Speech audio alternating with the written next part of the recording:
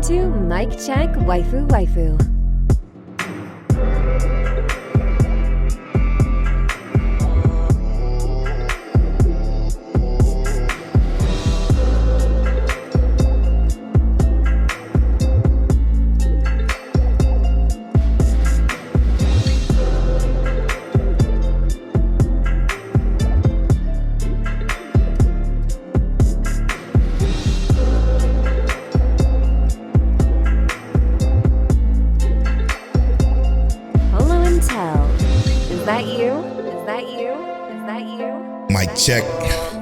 Mic check, waifu, ma, tell them.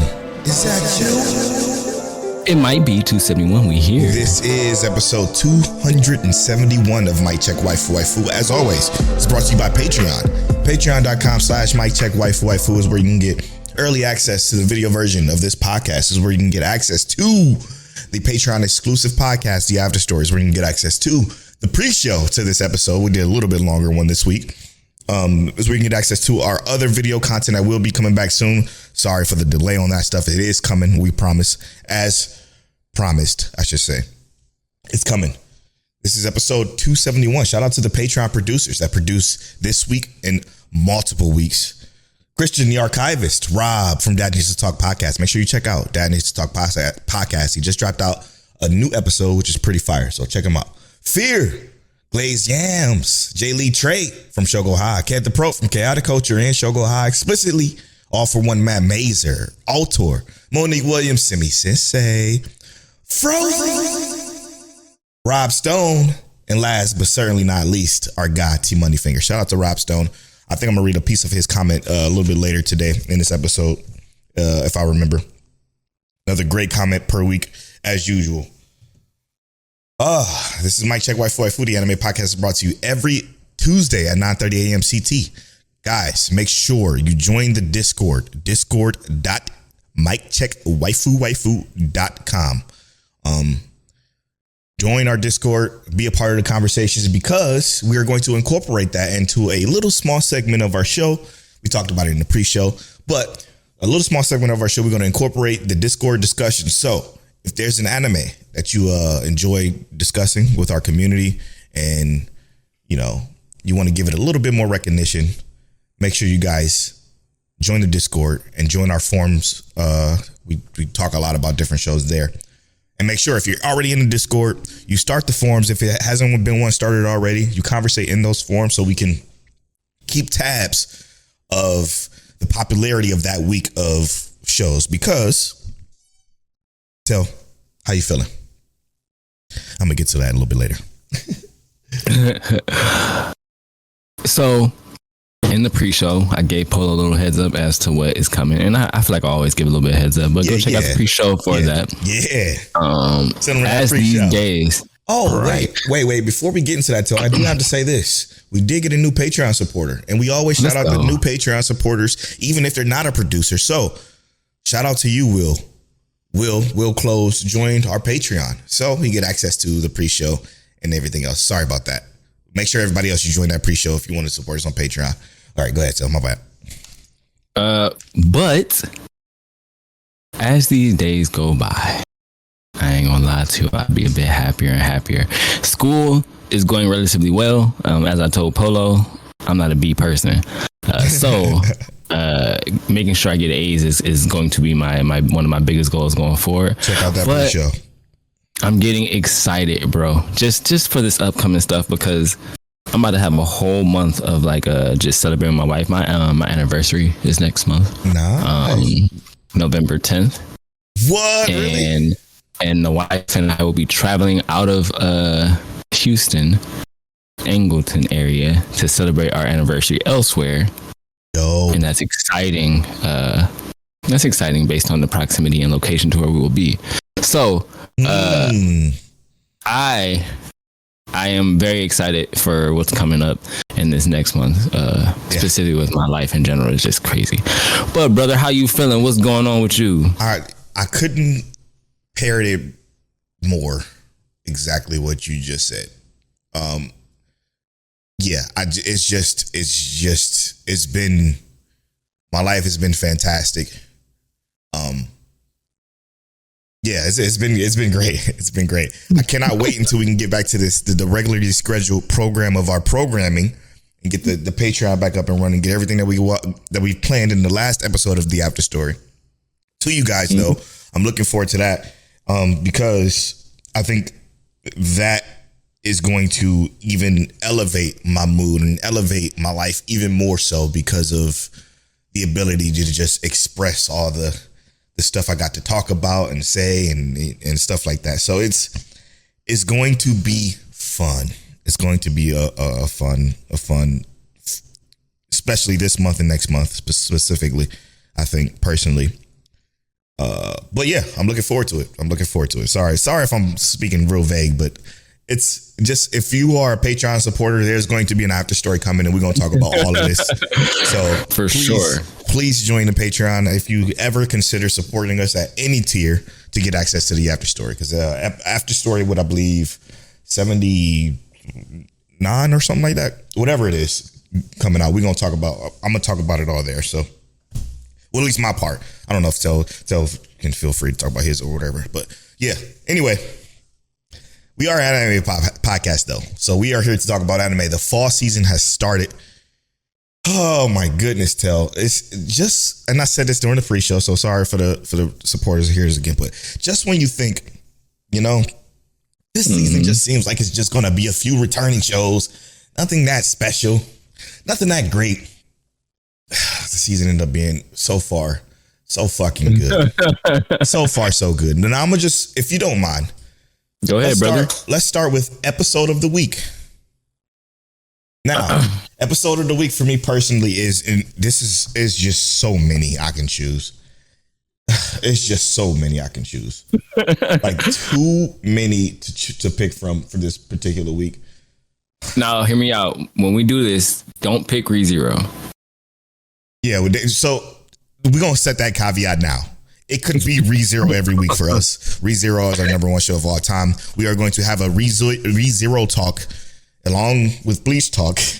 This is a crazy fucking season. This is an insane season. This season is actually insane. So we're going to have all them talks a little bit later in the show, but it could be ReZero every week. So we're not going to choose that. We are forbidden from choosing that. Hell, we are forbidden from choosing Bleach too, I think. Yeah. So just to make it a little bit easier, or the same way how we did with Oshi No Ko, because again, Oshi No Ko can also be the episode of the week this week too. But we're forbidden that. We are going to only do the new shows. Oshi No Ko was indeed crazy this week as well. It was indeed crazy. It was indeed. So we have to talk about the Rapid Eye in the second half of the show, which we will. What you picking, brother? Fuck. You know what? This is a tough one, but I'm going to have to go with. Oh my God, dude. It's so hard to choose between these two in particular because one dropped 2 episodes and the other dropped 1. Uh-huh. Okay. You know what? I'm going to go with this one. You Are Ms.Servant. I hate you so much. You Are Ms.Servant was a BlueBox Brax sleeper. So I just want to give credit to him for this. That was his sleeper. We're going to talk about all of these shows, episode 1s. We're going to spoil them all, so you can consider add them to your list or not. But yes, that is going to be my choice for episode of the week. A wonderful episode. We're going to talk about it later shortly. I had to express my disdain for Polo in that moment, specifically because that was the first one that came to my head. Mm-hmm. Understandable. We'll talk about that later. Yeah. Sheesh. All right. I will go with...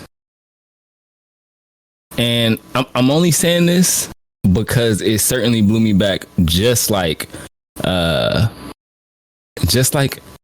not gonna say quite as much as You Are Ms.Servant, but it was actually a very much welcome surprise. And I don't care what Polo say. BlueBox. Mm-hmm. That I knew you were gonna pick that. I just knew it. If it wasn't You Are Ms.Servant, it gave me this. I will explain later. Well, I will explain later. BlueBox is great. Yeah, we definitely gonna be talking about that. Okay, so what we decided to add in the pre-show. So if you listen to the pre-show, you already know it's coming. is that with episode of the week this week, you're going to hear from me and Tails specific episodes, but we're also going to bring in the Discord community. And where we're going to do that is by looking at the conversation. So what show in our mic check form in our Discord had the most conversation? And we will consider that the unofficial community's episode of the week because it constructed the most conversation. Now, unfortunately, the way it's kind of set up, Reincarnated as an Aristocrat actually came out during the spring. So that one had 57 conversations, but that's the entirety of season 1 and some of season 2. So we can't necessarily add that to this. But the conversation piece that had the show that had the most conversation piece is actually You Are Ms.Servant. Yeah. So that was the popular discussion board show this week. Surprisingly enough. No, is that true? No, it's not true. Because guess what? If I look under just 250, 259, which I was a little taken back by, it was actually BlueBox. Mm-hmm. BlueBox actually won out by one conversation token or whatever we want to call it. So BlueBox was the most talked about show this week in our Discord. Kind of goes with Tell thing. So let's do this. Before we get into the 2 shows that were our episode of the week, let me just throw this out the way, because I did see that you watched both episodes and I couldn't finish the first one. And I'm going to just tell y'all now, I'm Xing it off the list. $1 trillion game, which is unfortunately, sorry, big dog. I appreciate you, Kilo. He's always in our Discord dropping any new season that's dropped. This was his sleeper. But Trillion game, gone. I am not watching this shit. I couldn't get past the first episode because, for one, it looked awful. And then 2, everything that was happening in the first episode, I'm like, I cannot give a fuck about any of this because this just, I don't care about nobody here.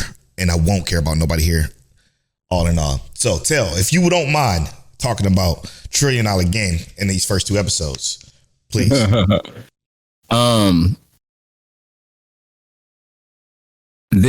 So I do think it was interesting. And I was interested in the development. Now I am going to say after the first 2 episodes, I can see a 3rd episode making me want to drop it. Mm-hmm. The characters I don't think are bad. And I think they are better in the 2nd episode. The first episode was way more flamboyant, way more boisterous, so to speak. And I think that, it became a little bit more strategic after that, where it just becomes a better show. Now, I could see, and this is where I'm thinking I'm going to binge it. And I say that because it has some very Polo and Tell ass, like it has a very Polo and Tell ass thought process where the strategy is in there, but it is a very that one main character is very, like I said, boisterous. And that's where you kind of lose a lot of that. He doesn't have that kind of swagger you want in a character. It almost gives you, what's that show? High Card? It almost feels a little High Card-ish, where it's a little too slapstickish. That's but probably why I'm not interested. The characters are actually way more dynamic than they initially appear. With like the speaking French in reverse and stuff like that you get in the first episode. Yeah. And then the startup of the actual attempt to start up a business and how they're going to proceed and get there. All of that it's actually way more thought out than you would initially think. But it presents itself in this very slapstickish way. And that's what takes away from it. And I literally felt the same thing you felt. Like I almost did not watch episode 2. Yeah. Almost didn't. Like if it wasn't already right there on my screen, I would not have turned it on initially. And I hate to say that, not to say that it's bad, but it does have this kind of like I said, like you're feeling the slapstick is a little too much with the personality caricature. Especially when they have really good qualities in both of these characters so far in terms of like their intellect, that you could see they could take that a lot farther. Yeah, for me, it just didn't. It felt tasteless. I didn't enjoy it even a little bit. It reminded me of something like High Card or King's Game or those terrible shows that just don't pan out to be worth a damn. And I'm like, I'm not about to waste my time. And especially, I'm glad I chose not to, because we got so much heat this week. So much heat. There's a lot of heat. And it's not even everything. And everything isn't even out yet. So with that being said, there's still so much more we could talk, like we can go through, but. And that was my exact thoughts, and that's why I'm thinking about binging, is because I still got 9 more next week. Well, really 8 more that come out next week. That why would I waste my time with something I know I'm not going to want to watch week to week, when I got a possible 3 more that could be absolute fire that I know for sure I'm going to want to watch. 100%. So, not wasting time is key here. But again, right when we think we don't have a season, we have a season where we could just kind of sit back and relax. Maybe I can go back to watching One Piece again and give them One Piece updates on our Patreon and et cetera, et cetera. There's still about to be like 25 shows. So we shall see. I mean, we got 2 more after this. A lot of them came out with 2 episodes, but let me just talk about the one I was going to make my sleeper if it wasn't for You Are Ms.Servant. And this is a serious matter. Okay. This is actually, where is it? Yeah, T Money Fingers. This is actually T Money Fingers sleeper. And this show is Samashu or Sama Show. This show is absolutely special. Now, let me turn everybody off that's listening to this podcast right now. The English title for this, If My Wife Became an Elementary School Student.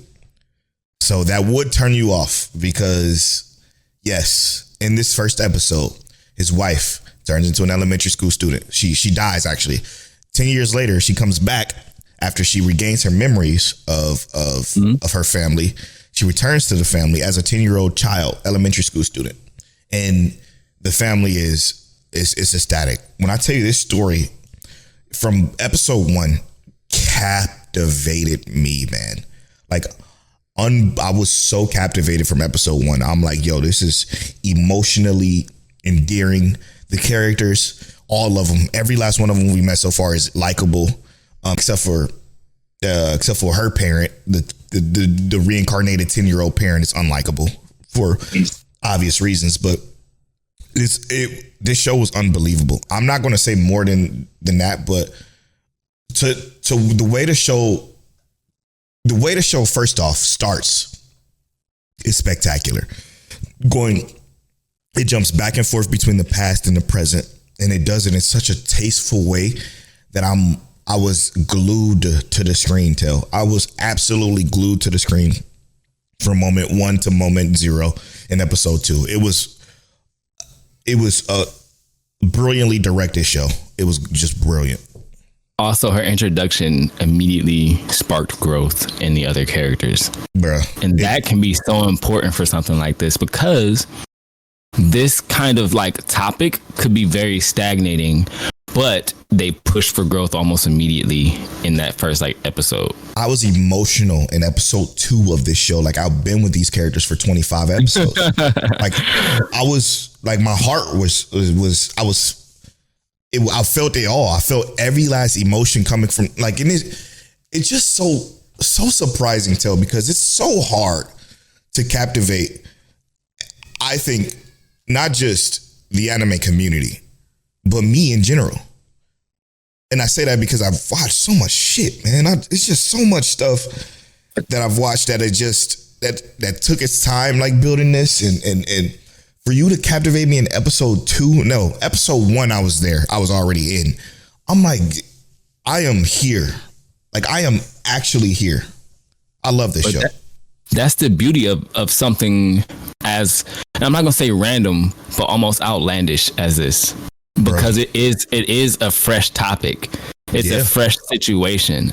But handled with care is going to be amazing. That's why, like we said, Haji Hero was amazing. Mm-hmm. That's why my stepsister. Days with my stepsister, yep.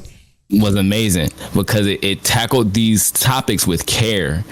And we can only, continue to enjoy that they handle it so well. I'm so happy that it's on Annie List. It's even plastered as Samashu or Sama Show instead of if my wife became Vanilla Mitchell. Like, it's just Right. because it would just turn off so many more people because of that. But when I say there's so much to it, like you said, character growth already within 2 episodes, and even you know what? Yeah, I can say it. We're gonna it's slight spoilers for episode 1. They even kind of introduced a potential love interest for our main character, which is it was so endearing, and I'm like, how much more can we get within these next 10 episodes? Because I feel like I'm getting so much, but there is still so much left we could get. Like, how do you handle a situation to where, you know, what she's in now, the wife, or the mom, and then the daughter, her situations, and then you got, it's just so much.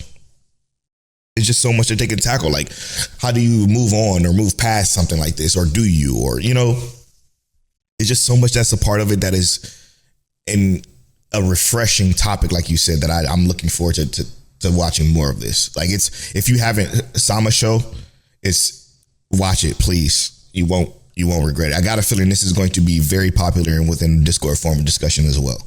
And I spelled the name properly in the notes. Check out the notes in this podcast episode and just go ahead and do it. We might even put a link in there. Can we put a link in there? You could, yeah. I'm gonna put a link in there. Yeah, it's fantastic. It easily could have been my episode of the week if it wasn't for, because I watched this right before I watched You Are Ms.Servant. So, kind of tough. Do you want to go over? Do you want to go over to You Are Ms.Servant? Yeah, let's do that. Let's go ahead, because You Are Misservant was my episode of the week. And it was easy for me. It was easy for me. Because like I said, it was the first thing that came to mind. And I guess kind of without the spoiler, even though I know we're going to spoil a bit of it. Yeah. It caught me off guard, really, is what it was. Yeah, truly. And when I tell you it caught me off guard, I had to pause it. I'm like, wait a damn minute. Who is this studio? And I went to Analyst and I looked at the studio. The studios did MF Ghost. They did the Notorious. They're doing a Notorious Talker at the same time. So they're doing MF Ghost season 2, You Are Ms.Servant, and the Notorious Talker, which we'll talk about later, all this season. And they haven't really done much else. Like a bunch of Neko Para OVAs and stuff. And Neko Para the anime, which is based off of a dating sim game that I played in the past, but that's neither here nor there. They also did a Ahirin wa Hakatarne, or however you say that, which is that's the English title. It's not even an English title, but it's a little cute little dating show that wasn't that all that special. But You Are Ms.Servant had the best opening visual, in my opinion, for everything that we watched. Like, the opening visual was gorgeous. The song wasn't too bad either, but the opening visual was gorgeous, and the animation is amazing. Like, I'm talking up like top tier levels of animation, and just like quality within this show is beautiful.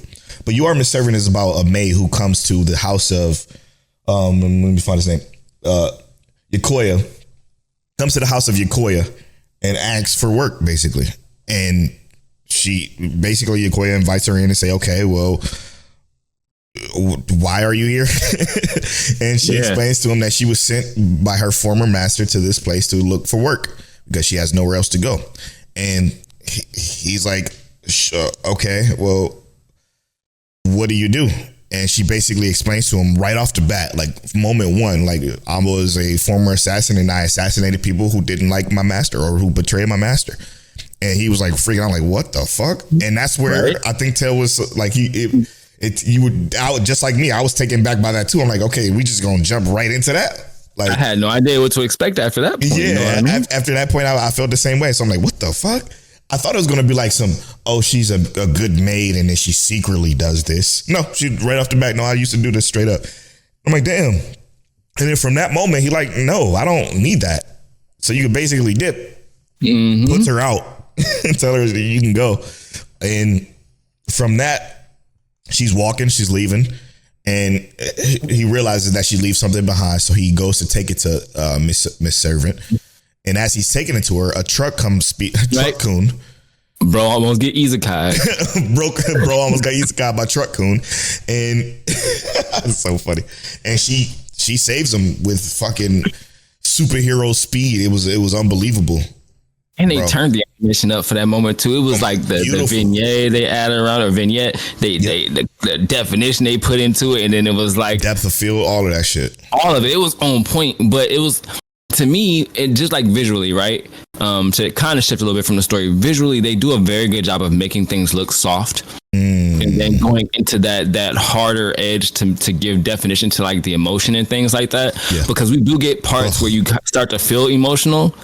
Already in this first episode when they were having their conversation, and I mean, we're going to get to that in a second, but it's like they delve into that emotion so well, and the art style to go with it. But go ahead, continue, Polo, because I love the way you're telling this. Yeah, and from that moment, he was like, like, okay, it's kind of, I feel bad because this woman just saved my life, so let me bring her back, basically. Now, from this, let me tell you, the way I'm describing it, it's a good way of describing it because this is exactly how the story plans out. But there's also bits and pieces of story embedded within these little moments that's happening that feels so tangibly like, I want to unwrap it. I need to uncover what the fuck is happening. And that continues all throughout this entire story. So everything that I'm saying, just imagine bits and pieces of backstory being unraveled within this. So once we get back, the Yokoya tells her, like, listen, are you able to clean, basically? And she tries to clean and it's awful. It goes bad. She breaks the mop. She slips on a bucket. She's a clumsy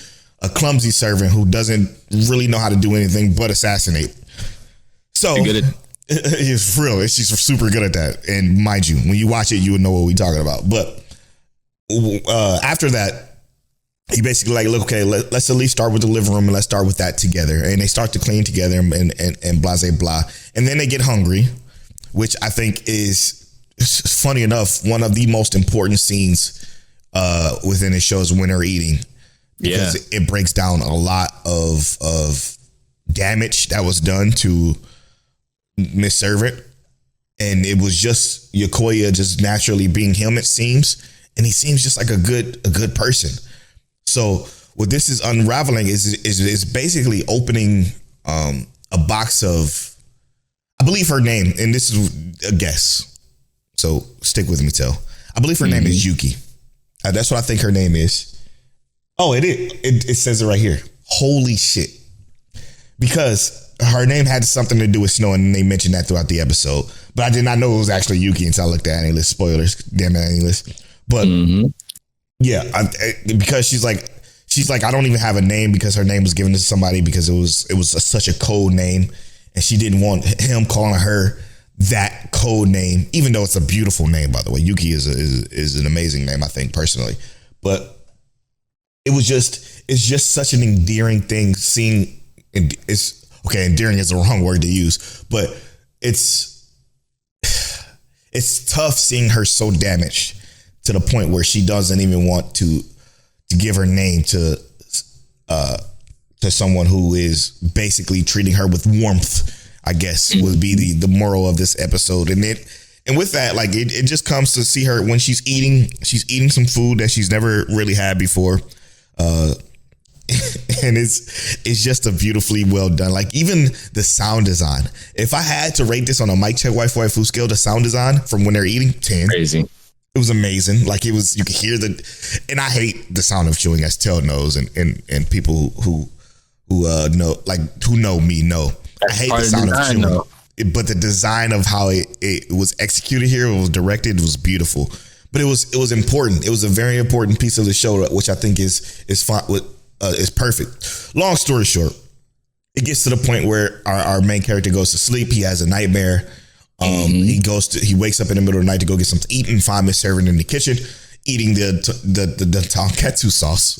Because just the sauce though, because that's what made the chicken real good. Yeah, and it was the first time she tasted something so good and blah blah blah. Again, that story's woven within the episode. But when I say that after that dinner, there was another conversation that happens at the end of the episode that was spectacular that I'm not going to spoil, that I'm not going to talk about. You do see some snow in the background in that conversation. Yeah, yeah.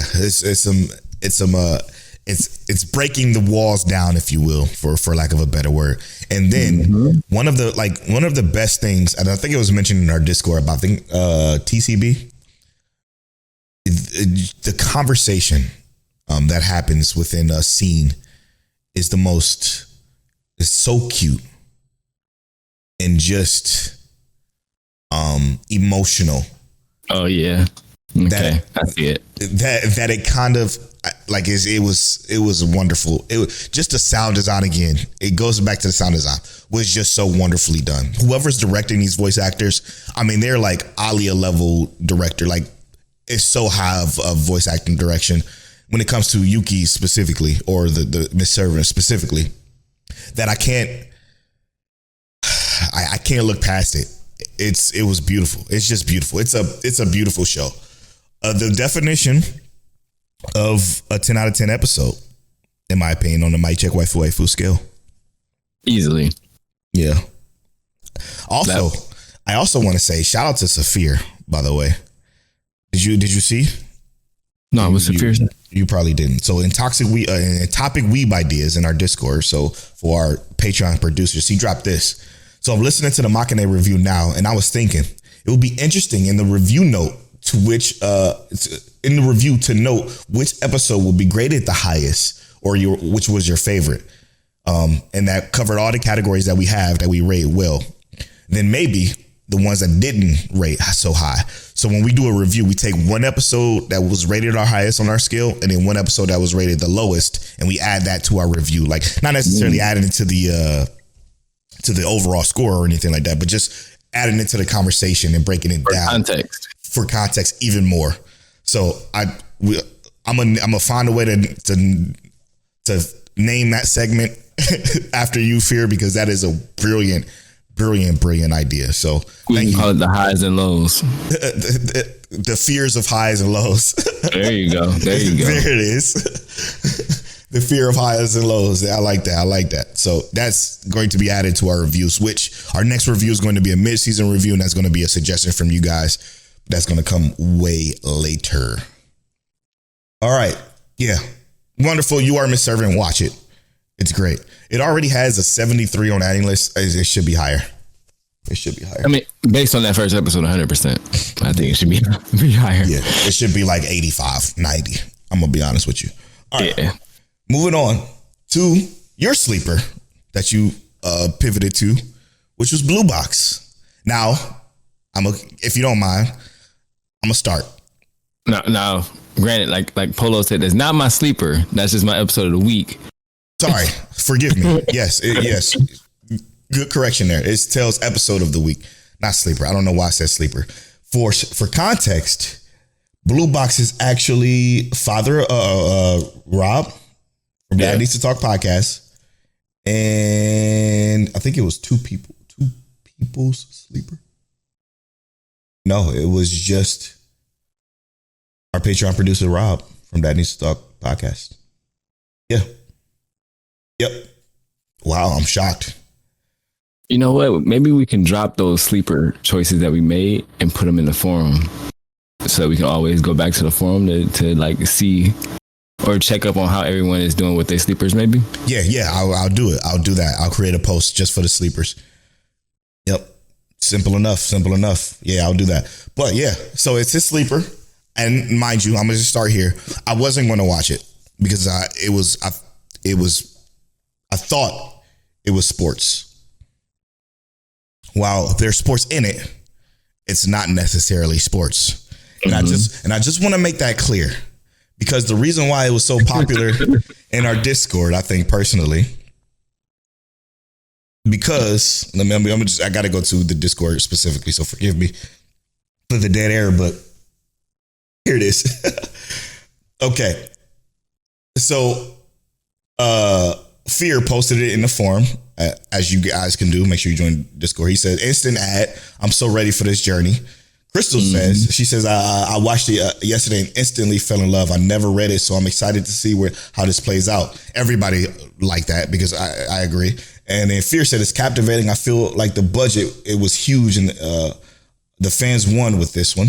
And after I saw that, I'm like, okay, I'm adding it. That was enough because I did not have it to the list at all. When Fear and Crystal are both singing his praises as high as they were, I'm like, I got to. I watched the first episode and I'm like, nah, this is fire. It was just that good. Like, again, they was not playing when they said visually outstanding. I'm so glad that when Netflix get a hold of something and they treat it with care. This was clearly treated with care. Yeah, bro. From moment one, even so. All for One Man says he's watching when he get off of work. And then after I said, no, this is fire, Fear says, ladies and gentlemen, we got him. And he says, we'll make we'll make a sports anime fan. We'll make you a sports anime fan. Now, I was typing out something, but I'm like, you know what? I'm gonna save it for the show, for this particular moment. This show, while it has sports in it, I don't think it's considered a sports anime. It's not that. So, All for One Matt says, oh, the day I hear Polo and Tell says I fuck with sports anime will be a proud day for the Discord group. It's not gonna happen. and the thing is, like, I'll watch sports anime, but it's not a lot of them out there that has me locked in like that. It's just not our thing. Yeah. This was something different. Now, this was cooking with nuclear waste. Damn. No, I do think that this episode was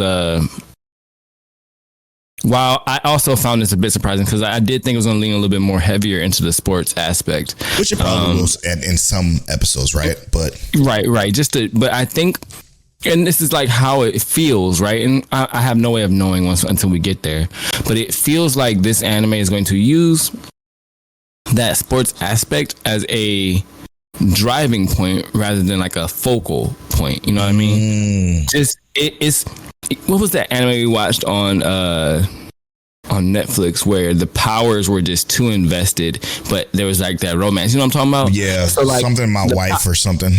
Yeah, the powers could have been a driving point to things, but not a focal point, if you know what I mean. Yes, sir. And I feel like already off this episode, how it's gone, if they keep the sports as a driver, saying, yeah, I want you to develop in this, I want it to be something that drives our relationship, I feel like this will be amazing. And I've already been the first episode alone was just enough to like wet my whistle. I was hyped. I was 100%. Yeah, this is good. It was so well done. Basically it's about a kid. What they go to a sports famous school.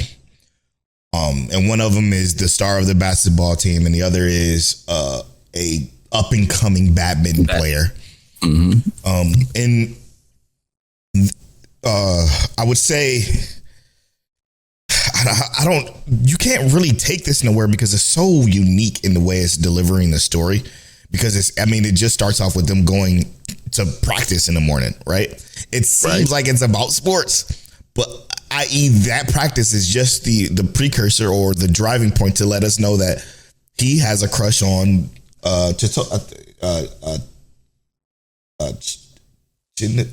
Shinatsu, however you say that. Our main character has a crush on her because of her drive and her, and how hard she works and etc. But there's so much within this episode. I don't even know how to go about it, even discussing it, because it was, like I said, it was so much. It was only the episode felt like it was an hour long. It really did feel long, but in the best way possible. Yeah. Because it gave us so much information between the motivation of what our main character likes about the girl and sees in the girl. And then it ends up becoming this kind of pseudo awkward, kind of fumbling relationship romance thing that's kind of forming within it. But what I say, this is one of the hardest shows to talk about, just to put it in perspective. The anime community don't agree on a lot of things. It's hard to get a high rating on any list. This shit already has an 80%. Yep, that's clutch. So with that being said, if it's bringing together the anime community that much, then it's probably a good show. I'm going to be honest with you. I don't know. You know how I broke down when you are Ms.Servant? I don't know how to break this down because when I break it down and think about it in my head, it's not much that happened at all. It was mostly conversational. You know what I mean? And even in the beginning conversation, we didn't get to our two main characters, our main topic of the show, until a little bit over halfway through. It was this, or was it about halfway through? We didn't get right to that until about that point, right? So for the most part, yeah, it felt very like in the beginning, like this is the beginning of a slice of life, and then we got this emotional. I'm not gonna say it was immediately emotional, but more of this like almost probing and figuring each other out scenario where they were meeting in the gym and they're, you know, talking. But then we do get a little bit more emotional context when it comes to him discussing, you know, his motivations and whatnot. And even in his head, he's talking about, wait, do I like you? You do, brother. It seemed like you might like her. Yeah. No, he knew. He always knew he had a crush on her. Right. Well, what really baffles me is that, you know, the fumblingness of it and the inspirational speeches and whatnot that happens within them meeting at practice. We discover something that she's planning to go overseas and in the springtime, which will be extremely sad for our main character. But he's like, listen, I know how motivated you were to get to the, you know, to get to the finals in middle school, and I want you to get back there, basically, before you move overseas. And she's like, well, I'm not going overseas, but my family is. And then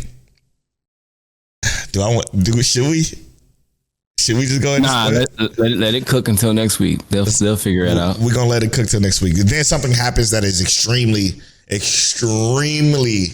massive. Like, I'm talking, it was a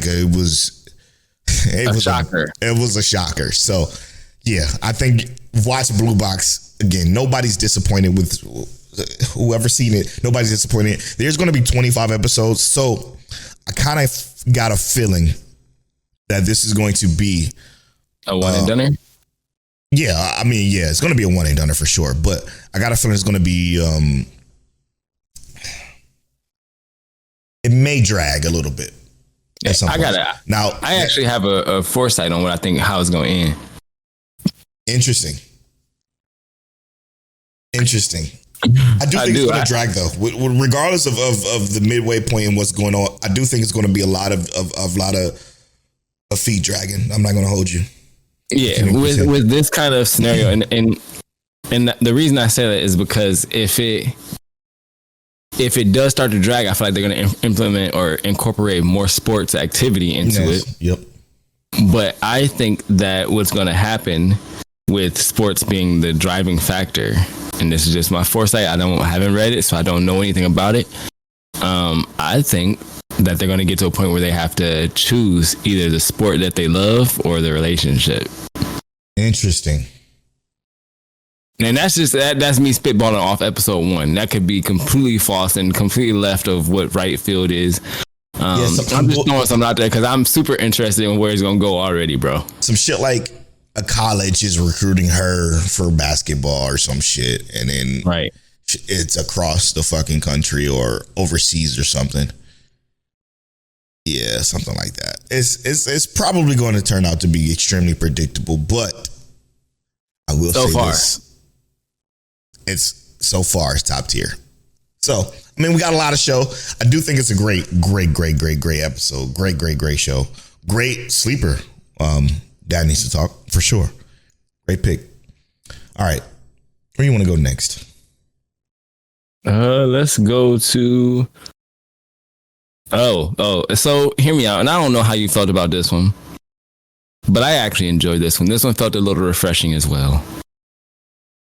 The healer who is banished from his party is, in fact, the strongest. That is Rob J's sleeper. Now, for me, like I said, I don't know how Polo feels on this one. This was refreshing, bro. It was so like calm and peaceful to watch while also providing this like uneasy feeling of why don't I know enough about this healer yet? Yes, if that makes sense, because the way that the world, right? Because this is technically the world building. The other characters around him are treating him. The whole town calling him, was it ignoramus or ignoramus? Yep. I'm like, what do y'all mean by that? Right.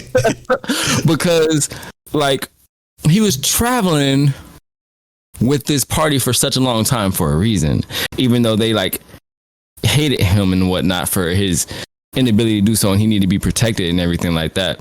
But then they give us this whole he did develop and he became better, you know, through his like understanding that he wasn't. See, the thing is they didn't even give us that. That's the it was crazy. like it was like background from watching it, you know what I mean? Yeah. No, because what you're saying is it's clear that they gave us that, quote unquote, but it's not what necessarily the intentions were. What I'm thinking is happening here is he's not a healer. He's just not. He just has the ability to heal. And that what you said at the beginning was so spot on. And that was the uneasy feeling I got. Obviously, the girl who wanted to join this party was somebody who he rescued in the past. They made that clear at the beginning. And that was so super sweet. She's like, nah, I'm joining the party with him. And while everybody was like, don't do it, was basically telling her not to. Shocked that she wanted to.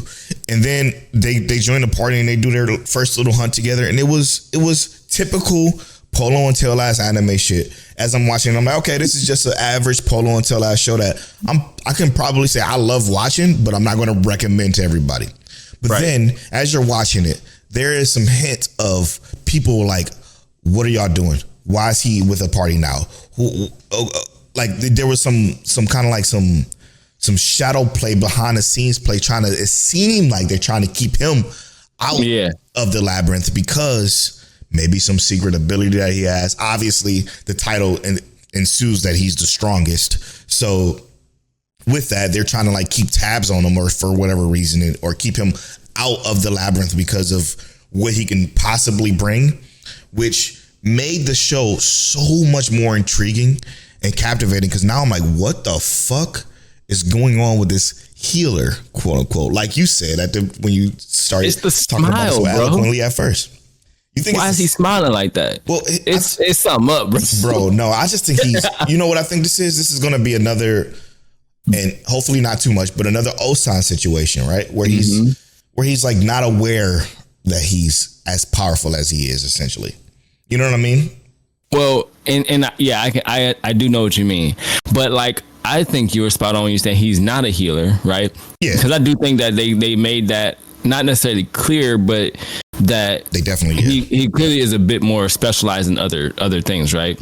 But he doesn't know, so it's like he's not able to comprehend his actual capabilities, right? But nah, bro, it's definitely different. 100%. So I'm excited to see where this one goes as well. I hope that it doesn't dip too much into that bag of him not knowing his capabilities. I'm a little concerned about that too.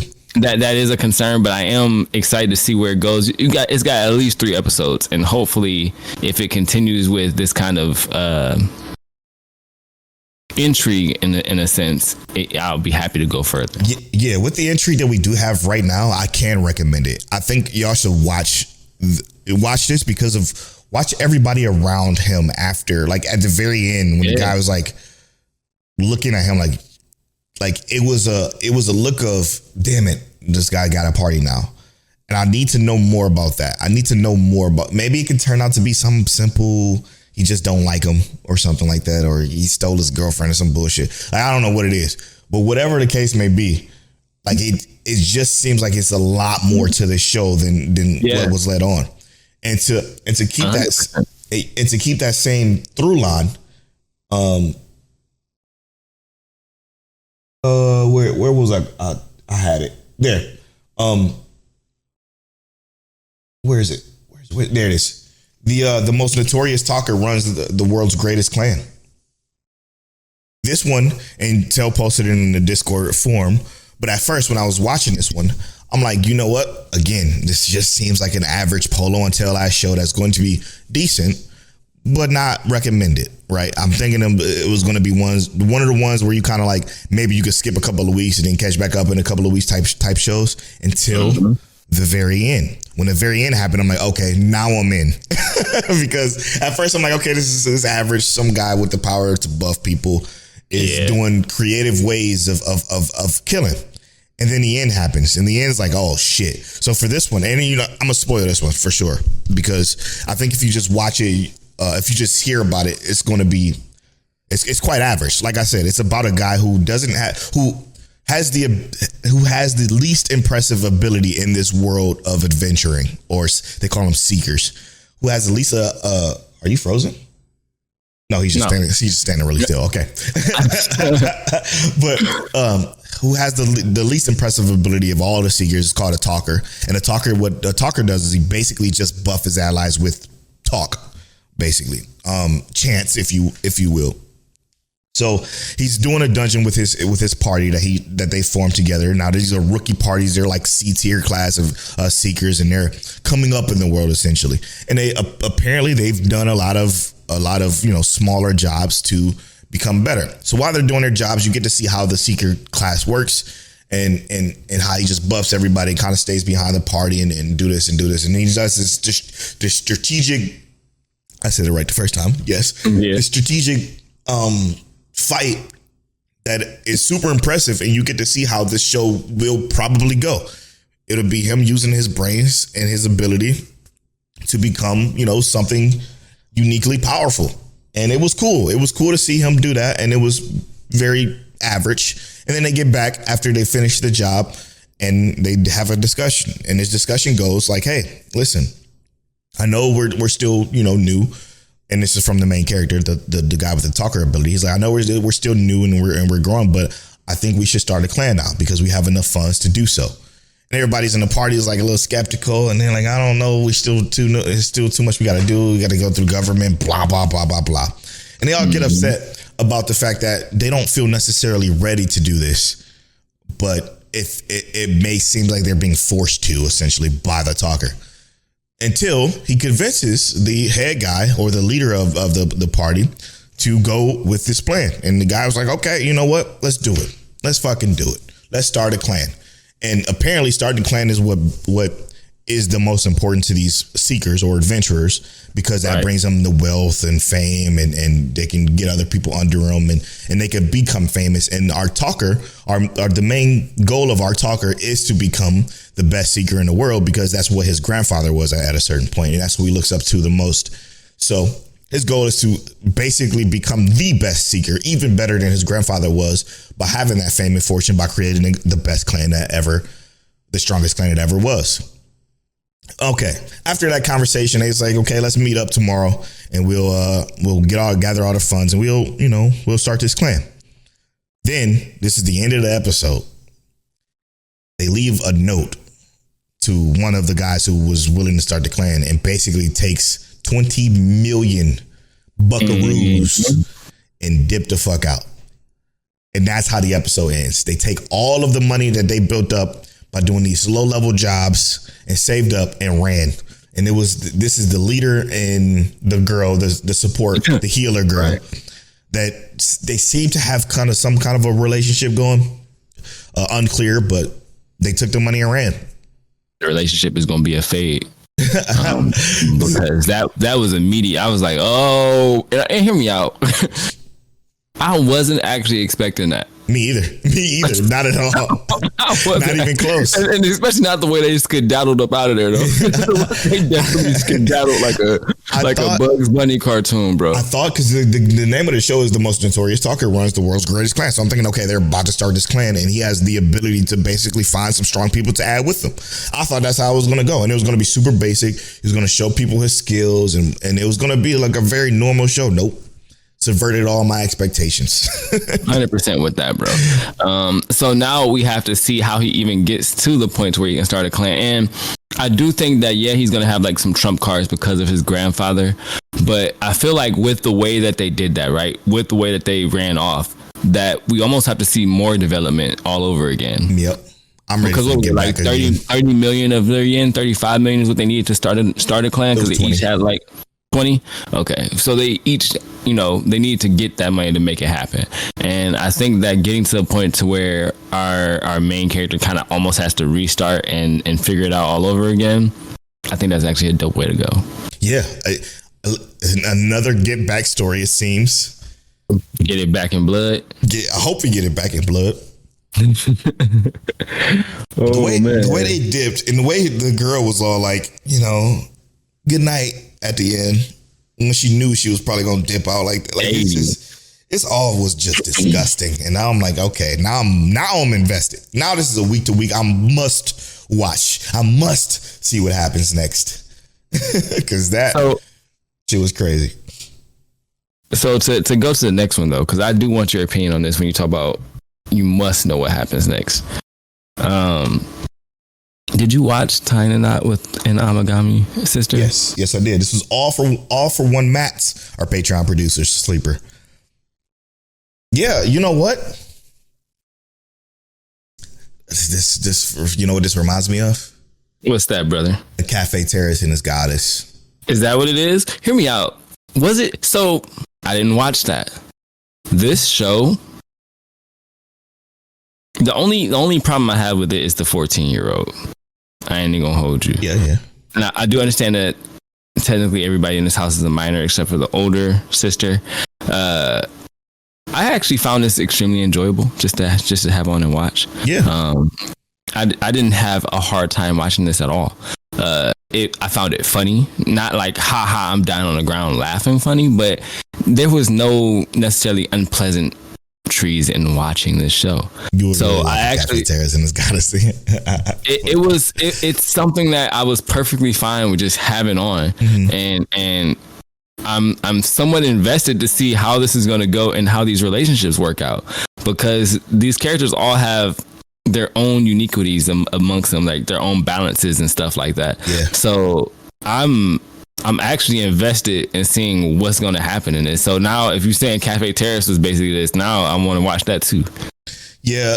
So Cafe Terrace, between this and Cafe Terrace, it seems both the main characters are kind of pseudo identical with very different motivations. No.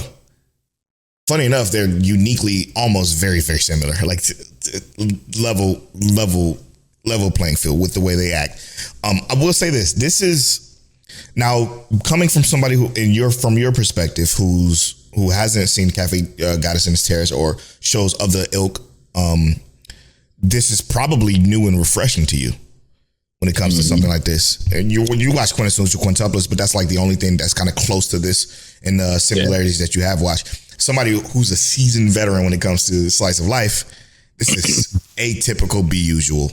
Very, very run of the mill type of show. So for me, while I enjoyed watching it, while it wasn't anything distasteful about the show in general, I just know what this is and where it's going to go. Got you. So it's too common. So for me, with it being as typical as it is, I'm like, I enjoy it, but it's just like I enjoy it. Like it's not I'm loving this type shit. It's not that. It's not that at all. Yeah. But even then, for me, like I said, I'm not saying I love it. I'm saying that I don't mind this being on. I'm 100% just gonna keep watching it just because. And I think you will enjoy it more if it goes the way I'm already expecting it to go. I think you're going to like it a lot, actually. But I do think, it's very, very, very, very typical. There's another one that came out like this one a couple of seasons ago. I can't remember the name of it, but it was virtually the same concept. A guy goes to a shrine and there's a bunch of girls there, and one thing led to another, and two things led to two others. So it's just that type of story. But with this one, this is a little bit different because it's about a student, 17-year-old student who quote unquote is a freeloader, they call him, who gets moved to this shrine so he can study to take his to go to one of the best colleges in Japan so he can become a doctor, essentially. And basically his motivation for that is because his mother passed away from a sickness that is unknown to us yet. But his mother passed away and he wanted to do everything he can to save her. And he was very religious at a certain point. He prayed to the gods to save his mother, and his God and his prayers went unanswered, which caused him to become essentially an atheist.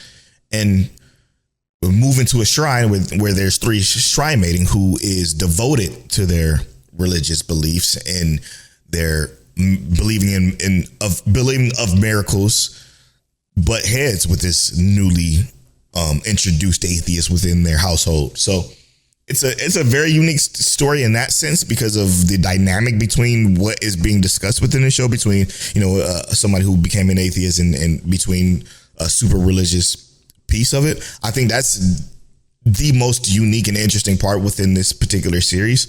But again, it's just going to turn into, I think, a romance story that is everybody's falling for this guy because of his nature. He seems like a good natured guy, the usual good natured guy in these type of slice of life shows.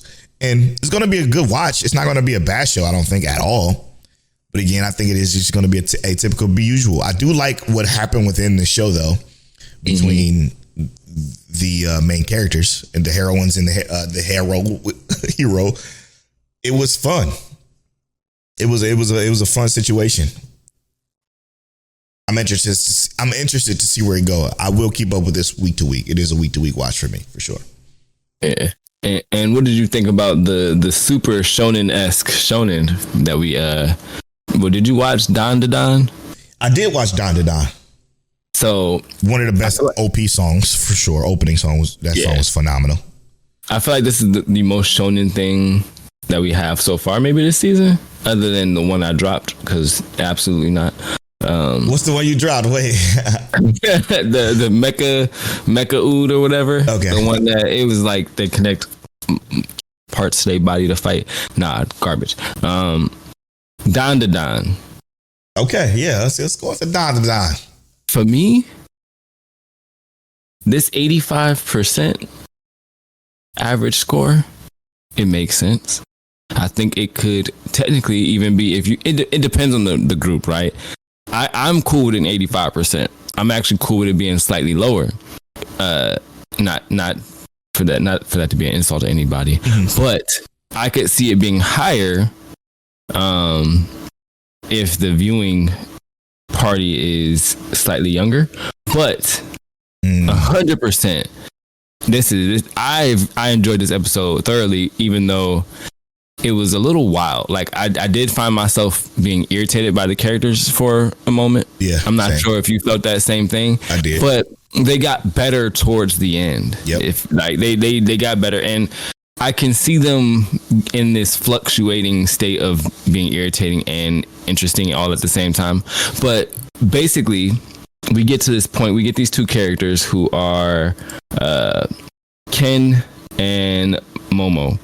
Who basically Momo starts off wanting to date a guy who is similar to Ken Takakura, who basically is, we start off with her dating this mob gangster dude like he's a Tokyo Avenger. Yeah, typical. And basically Japanese character. He tells her, you don't have no money, you don't put out. Why would I even want to go out with you anywhere? And if you at least put out, maybe I'd take you out somewhere, but you still got to pay for it. And I'm like, yo, bro was a scum of the scumbags. True. So she goes to kick him and he blocks and is like, stupid, what you gonna do? You gonna fight me? And I'm like, I mean, okay, I kind of get that. That was kind of not smart, but you defend yourself. You know what I mean? Defend yourself, lady. And she get tossed. So basically, she's brooding and pouting because her boyfriend broke up with her because she just wanted someone who was similar to Ken Takakura. Her very first boyfriend. Her friends are like, well, he was stupid anyway, and they're giving her the whole rundown. She's kind of moping about it all day, and as she's moping about it, she's walking through the hall. And I ain't gonna lie, I also enjoy the animation style of this because it's so... I love that. I love it. The ragged... look, I love line work, and that's just my thing. But she's walking through the school and she sees a boy who is reading a book. What was the book again? It was just it was a magazine. Yeah. And he's getting picked on by other students, and she comes in and basically disrupts the picking on him. And he immediately, after the situation, after she leaves, he immediately says, I know why you spoke to me. It's because you're into the occult. And the occult being ghost-like figures or aliens and whatnot. And they're both on these opposite spectrums. They're both on this opposite spectrum where he believes in aliens and she believes in ghosts. she believes in ghosts because of her grandmother and who she was raised with. We get this backstory about who her grandmother was, which actually I love how they provided this backstory, and I feel like we got a lot more of hers in comparison to his. But we get this story where we find out why she has this backstory of being raised by her grandmother and finding out and seeing that she believes that ghosts is real because her grandmother's done exorcisms, and he is all into aliens and even believes he's been abducted before. Those kinds of things, you know what I mean? So they basically make this plan where they have to each do the other. The girl who believes in ghosts got to go to this place where aliens have been spotted before or believed to be spotted. The guy who doesn't believe in ghosts or believes in aliens, he has to go to the haunted tunnel where they believe the ghosts are normally there. And they both encounter the opposite or they both encounter what they were supposed to encounter. The girl encounters aliens and he encounters a ghost. Almost gets probed, and he encounters a ghost and he gets possessed. And they end up solving each other's problems in a sense. Well, more solving her problem initially, and now they're on the way to solve his. I found this show, like I said, interesting because I mean I like this kind of stuff anyway. But like I said, the characters were a little in the beginning. They just got significantly better towards the end because there was less of the yelling and I hate to say it because it's not the yelling that bothers me, it's the characterization with the yelling. It's the over dramatization. It's always and this goes back to I think it's Rob J saying that shonen gonna be shonen. The dramatization that these type of shows gives it's always so much that it gets overwhelming. A lot of the times, and for me at the beginning, it very much was overwhelming with the typical shonen shit. And again, I don't like that excuse of it. It's a shonen, so it's going to be a shonen. But this is going to be a shonen. This is just going to be a shonen. However, this does seems to lean into the more of the Mob Psycho category, which I enjoyed Mob Psycho, so I'm more so looking forward to the aspects of that. But this is not going to be anything I think is going to be as spectacular as Wistoria, right? Or unique in that aspect. This is going to be the atypical, be usual shonen that, you know, I might enjoy, might not enjoy. I did like that first episode. I love the intro song. Outro song I didn't like as much, to be honest. It was relatively boring, but when the characters got good is when they were helping each other, when they were together, I think is when it became a more of a fun show. It's because of the dynamic though, you know what I mean? Yeah, so the dynamic was cool.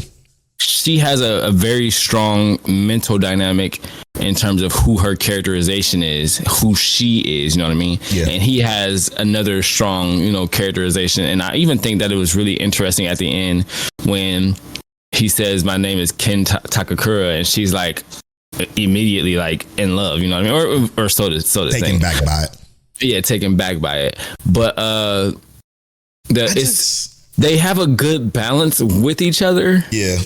Just when they're not being overly done, overly characterized. Yeah. I just think it's going to be sorry, y'all ain't gonna like what I got to say, but everybody that listens to this knows me. I just think it's gonna get boring. Repetitively boring. I hope it doesn't. I'm hoping I'm wrong. I'd love to be wrong in this particular case, but I think I think it's going to be the problem of the week shit that I just don't. I don't find that enjoyable every single week. Yeah, and I think to begin, this 85% makes sense, and that's why I was even saying I could see it being lower. But I can see it was already so popular even before that though. Like it was just people screaming. I can see the action carrying it though. I can see the like I said, for the fan base, I can see the characters balance carrying in the show and the action carrying the show. That's just kind of what it's gonna be. It'll be better. I really hope it does. But the thing is like I already like these characters way better than I do like Chainsaw Man characters, and I've spent 100+ chapters with Chainsaw Man characters. So that is already enough to know that I'm already in the good. Same with Undead Unluck. Like, I like these characters 20 billion times better than anybody in Undead Unluck. So I'm already looking forward to this way more than I am those particular shows when it comes to like the new school stuff. Like, it's going to be tough for it to get to the Wisteria or Kaiju number 8 levels. It's not gonna get there. You don't think so? Nah, and I'm surprised with Undead Unluck, but I can see why, because the characters have a balance, and that's what I think it hinges on, the balance of those characters. And I just hope that it gets more stable, so to speak. You know what I mean? Yeah, and I think it will. In that stability, we need Ken to be more confident or self-confident, and I think the girl is fine. Yeah, I think she's fine, but I think that's what I'm saying. Ken has to be more self-confident, and that will be more like even the balance. You know what I mean? 100%. Yeah, 100%. Yeah, I liked it though. I really did like this first episode. I did enjoy watching it for sure. It wasn't my favorite though this week by a long shot, because it was just so much better shit. I just felt like, you know what? Funny enough, I almost forgot that I watched it until you mentioned it, which is not a good sign. But again, it's sad to say that, but I did like it. I liked it so much. So there was a lot of good stuff this week, though. A lot of good stuff. A lot of even better stuff. Okay. And sadly, Polo got to talk about one without me. Yeah. So this one, let me go back to the sleeper list here. This one is Rob Stone's sleeper, which is the Studio Madhouse, which is one of our favorite studios of all time. Orb on the Movement of the Earth. Now, I'm sad you didn't watch it, but I'm it's okay, because I'm gonna just basically talk about it here. This takes place in 15th century Poland. Okay, if anybody's aware of that time frame, this is around the time where they had inquisitors basically coming around people's homes like, you a Christian? Oh no, you're dead. You're a heretic. Basically, it's that time where if you're not a Christian, you're a heretic. If you don't believe that Earth is the center of the universe, you're a heretic. If you just don't believe in God, you're just going to just die. You don't deserve to live. So it's around that time. But however, this starts off with a kid who is in school. And what I like about this first episode, the very, very one thing I liked about this episode is the characterization of the main character. The characterization of the main character, he's an orphan. He's like, listen, I'm an orphan. I grew up in this hard life. I know the best way to survive. And the best way to survive is to cater to whatever anybody wants to hear. So he's in school right now. He's in this class, and he's actually being introduced to the class, like, or to you as the viewer into the class. Like, guess what, guys? We have somebody who's actually going to be going to university from this class at a very young age of 12, I believe it is. His name is Raphael, or I think is his name. Raphael. Yeah, his name is Raphael. His name is Raphael, and he's going to be going to school, and he's going to be studying. What are you going to be studying, Raphael? And he says theology or whatever. You know what I'm saying? And he's basically just a super smart kid who gets by just simply giving you what you want to hear. It's easy. He said, I just lie my way through stuff. I tell people what they want to hear, and you could be extremely successful in this world. So it starts off with that, and it's cool, man. It's super cool. It's super unique. And then his foster dad basically asks him to do him a favor, and that favor is to go get this guy named Herbert, who is in prison for being a heretic, who was studying astrology. Mm-hmm. Because he's studying astrology, he gets put in confinement. And in this world, and not in this world, because this is damn near real life. But at this time, if you recant your statements of the astrology or whatever heretic ways that doesn't coincide with the Christian views, then you can be forgiven one time. Okay, when you're forgiven that one time, that's it. If you get locked up again, you get put to death.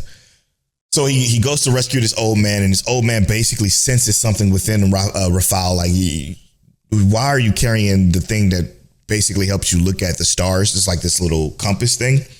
Are you interested in it? And blah, blah, blah, blah, blah. And basically, the first episode, I'm gonna just say this: the first episode, so fucking boring. I was so sleepy watching it because it was just a slow introduction of Raphael and his characterization in the world of 15th century Poland, and probably because like. To be honest, I kind of knew the history of it already. Yeah, I knew the history of it and the way it works. So they spent a lot of time explaining that and showing the gruesomeness of that particular time frame. Like I know this shit. Like astrology is my favorite subject of all time. We have hours and hours of content on the After Story podcast of us talking about space and just astrology conversations in general. So you can check that out. But like. It was all cool, but I was just so fucking bored within this first episode. I'm like, I can't keep my eyes open. I was barely keeping my eyes open watching the show. It's beautiful as all hell. Obviously, it's Madhouse. I even said at the beginning of my post in the Mic Check forum, like Madhouse does environments the best. Like they're the absolute best at environments. It looks so good. Music direction, and when they bring in music and take out music is brilliant. All of it was perfect within the first episode as far as environment and music and direction goes. However, it's just Raphael is a very boring character, and then everything that was happening around him at that particular moment was extremely boring until the second episode. But in the first episode, let me just say this. In the first episode, after he saves Herbert tells him to meet him at a certain point.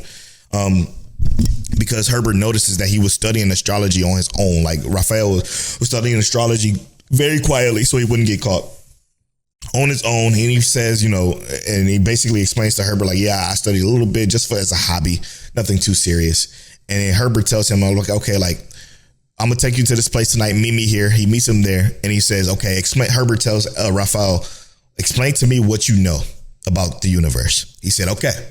Earth is the center of the universe and everything revolves around Earth. Everything from the sun to the moon and stuff. It just spins around the Earth, and that's how we basically understand it, because God gave us the perfect universe because we're just so special that he placed us in the center of the universe. So after that, Herbert explains to him like, okay, nice theory. What about this? And he explains to him like, what if the sun was the center of the universe, of this particular solar system? What if we move? What if Earth moves? What if Earth moves around the sun? And he's like, what? That don't even make sense. And he does the experiment. He jumps. If I jumps and I landed right in the same spot. So basically the typical, the science shit that we've learned many, many moons ago. But he basically explains all that to him. And I guess that's the part I found so boring because I already, again, knew the conversation. Yeah. But this was the best conversation in the entire episode, though. And this was at the very end. He's like, but what about this? And then he basically explains the revolutions and slowly but surely Raphael in his brain puts it together like, but wait, could that be possible? And then basically the first episode ends. And then when the second episode comes about, it becomes a much more intriguing story because now Raphael is thinking outside of that box, outside of the God puts us in the center of the universe box. And it becomes a more intriguing story because now you got the depth of, oh shit, fuck theology. I want to study astronomy now. And in the second episode, I'm not going to spoil that. I'm not going to spoil the second episode because I think the second episode is what brings the show together and makes it more tolerable for me to watch. While I felt like I was the only one bored, everybody else is super interested in it. Feels like I'm shocked that you found it boring. But like I'm telling you, I think if you watch it, you're going to feel the same thing I feel when you're watching that first episode. And I'm not trying to influence you at all. Yeah. But I do think when you watch it, you're going to be like, this is kind of boring. But it be like that sometimes for a good story. Yeah. The second episode is very, very much intriguing. Again, this is 25 episodes. I can tell this is going to be 25 episodes because the first one dragged so much that there's so much information. Yeah, that I kind of get that why there's going to be 25 episodes. It's going to be a lot of dragging, I think, too. But there are some people that are introduced at the very beginning that's very, like, there's a scene that's very, very gruesome. So forewarned you in episode 1, there's some nail pulling, which I am not a fan of. I turned away instantly. I can't see that shit. Fire. So just be warned, be forewarned, listeners, that there's some gruesome scenes in it. And there's this Inquisitor character who was a former mercenary turned Inquisitor, which is very strange. But now he's torturing certain people for information about what they believe in and making sure that they believe in the right stuff. And that character seems like it'll be more interesting when we start diving in deeper into what he is. And I think we did in the second episode more so, and why I probably enjoyed it more. So he's basically a big bad, essentially. But I'm looking forward to it. But lo and behold, Raphael is going to college to study theology, but he wants to change to astronomy is what the moral of the story is. It's okay. It's okay so far. But I trust Madhouse. I do trust Madhouse. Yeah, it'll probably take off. It's gotta build some, it's gotta be like Steins Gate. It's gonna be good at episode 7. Everything's gonna make sense. Was it 7 in Steins Gate? I think it was like 5. I think it was episode 7 was where I was locked in. I was like, oh no, this is crazy good. Yeah. But either way, it might be one of those. I do want to say this. MF Ghost is back. Love that episode back. Yep. I just want to mention that. Let This Grieving Soul Retire. Episode 2 was fire. It's going to continue to get better, it seems. Goodbye Dragon Life, I watched. Very polo until last show. That's true. Don't know if it's going to be great, though. I'm going to just say that. But hear me out. I do plan on continuing to watch it. You know what I mean? It's not coming off my list. It was an enjoyable watch. While I don't think it's like amazing, it's another what did it say? Quality mid. Yeah. Very mad decent. Okay, 365 days to the wedding. This is actually a little bit more popular on our Discord. But this one is, I believe, 365 Days to the Wedding is Fear Sleeper. It's also Miss Keela's Sleeper. And it's also The Archivist, Christian the Archivist Sleeper. So this one had the most repeated sleeper picks on our fall preview episode, which was 268. This one was really good, man. Really good. This has so many hints of character growth within the two main characters that it's exciting to see. Because what it did was it left a lot to be desired. And I could tell from Tell's face he forgot to watch it. On the 30 plus anime I had set to watch, this one was set to nothing. Yeah. And I swear I thought I set this one to watch. It was set to nothing. Status. I saw it on your face. But basically, let me just discuss it. This one is about two main characters. One main character is the male main character. He's very, he doesn't like to be in the way of people. He's very introverted. He doesn't like to make mistakes. When people talk to him, he's like, oh, he's an overthinker. He's the overthinker, basically. That's the perfect way of describing it. He's the overthinker within the show. And they work at a company that is a travel agency who basically helps people book, vacations and whatnot, essentially. So he's very introverted. He lives with a cat. He's solo with a cat. The cat is adorable. But he's super nice, man. A super nice guy. Something about this show. It's nothing special about the animation, nothing special about the character design, but I like looking at it. And I like looking at it because it's pleasant. It's pleasant to look at. And the characters are tolerable. Not tolerable in like a bad way, but like in a very approachable way. You kind of want to root for both him and the female main character. So the female main character, she is more stoic. She doesn't know how to communicate properly, and she has what I'm gonna call resting bitch face in anime. Like she just looks mean all the time, even though it's not her intention. When she's by herself, she's very open and bubbly and sweet. But at work, she doesn't know how to control her facial expression. So when she looks at people, she's like staring daggers through you. So even when she's looking at her male main character, he thinks that she hates him or something like that. But it's not entirely the case. It just so happens to be that's how she looks. And the manager or the team lead of this place makes an announcement stating that, hey, we're opening up a new branch and it's in Anchorage, Alaska. And we're going to need to send someone there. Now, there are some qualifications for you not to have to go. So if you're married, you're clear. You don't have to go to Anchorage. But if you're not, then you are in risk of being sent to Anchorage, Alaska to basically start this branch.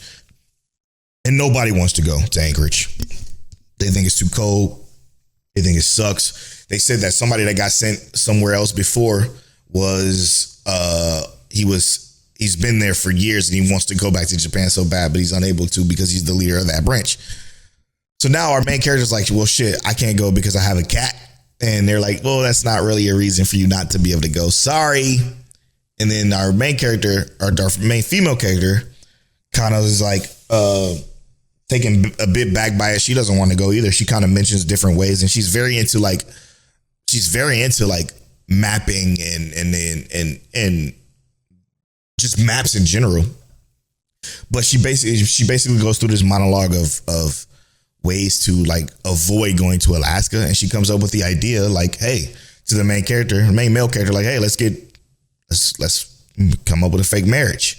And then from there is where it begins to become this very unique story. And now while this story is unraveling, the overthinker, our main male character, is going through a lot. He's going through a lot of emotions on how to handle this particular situation. And it's cool because what's happening is like, you know how sometimes when people get the courage and they do it right away, like they get the courage to do something or to overcome something and they do it. So for instance, they jump on it. He's not doing that, but he's sensing it within himself. Like, fuck, like I should have did it. Like I could have done it. If I would have done it, he's becoming that more and more as it goes. So you can kind of see a bunch of character growth potential within him and our main female character, because our main female character seems like she feels like she's a little bit too dominating or she wants to open up to people, but she's unable to do so. And I'm looking forward to seeing how both these characters grow. This show was really, really, really good. Really, really, really, really good. I'm sorry, I ain't gonna lie to you. I'm sorry. Hey, you'll be back. You'll be back next week. So I legit didn't think this came out yet because I was looking at my list and I was like 365 Days to the Wedding did not come out yet. That's why I'm looking at my list and I'm like, it's not here, so it must not be out yet, because I know in my heart I hit watching. Shout out to All For One Matt for posting it on the forums. But hey, if you visit discord.mikecheckwaifuwaifu.com, just look at the forums, you can see what came out and what people are talking about. So, and I even made an effort to make sure I was in there and post it in the forums. You got to visit it from time to time, day to day, man, day to day. I know, brother. I know. But yeah, no, it was great. It was a great episode. Holy shit, we've been going for an hour and a half already. What the fuck? Time is flying by. I'm not even gonna edit. I'm not gonna chop nothing out. I'm keeping everything in. All right, shit, dude. We still got. Do we? I think that's we gotta get ready for spoiler talk, but you know what it is.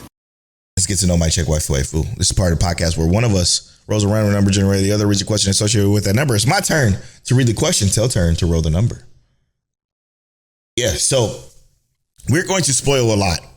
We're going to spoil ReZero in the second half of the show because we're going to spoil Bleach because and then we're going to spoil Oshi No Ko season finale of season 2.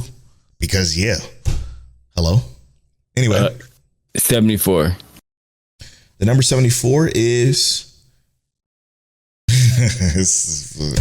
Why does every time we mention something, it's like the AI knows what we talk about? Because you mentioned Steins Gate earlier. What is your favorite anime about time travel? I know Tails. Y'all know mine's. Mine's is Steins Gate.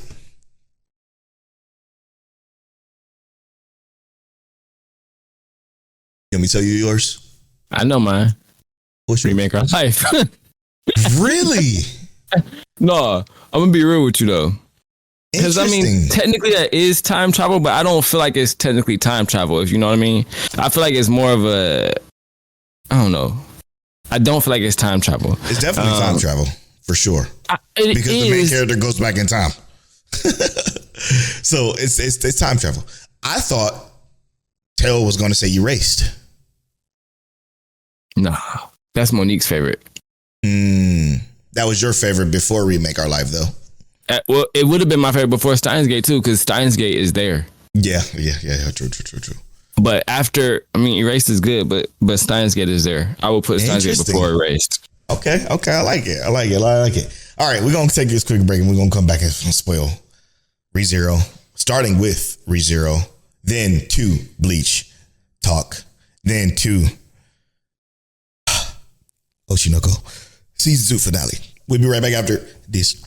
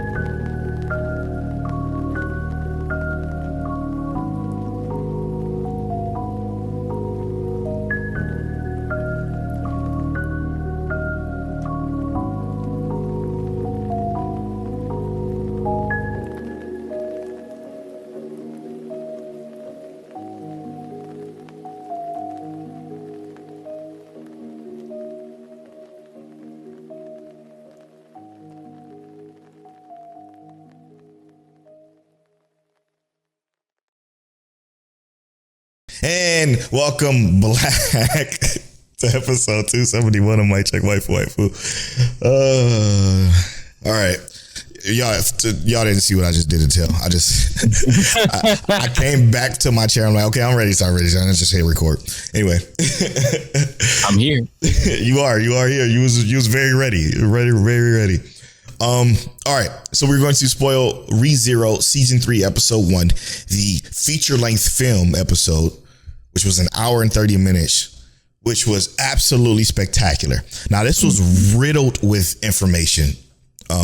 So we're not gonna spell out how we kind of talked about episode 1s and stuff. We're not gonna spell out the entire episode. We're gonna just talk about the pivotal points that we enjoyed the most of it and what we got from this episode. Obviously, full spoilers for everything that happens for the ReZero and then next Bleach and then next Oshi No Ko. So this episode of ReZero was just as fantastic as ReZero always is. Well, as always, brother. Oh gosh, bro. Now, like you said, it was riddled with information.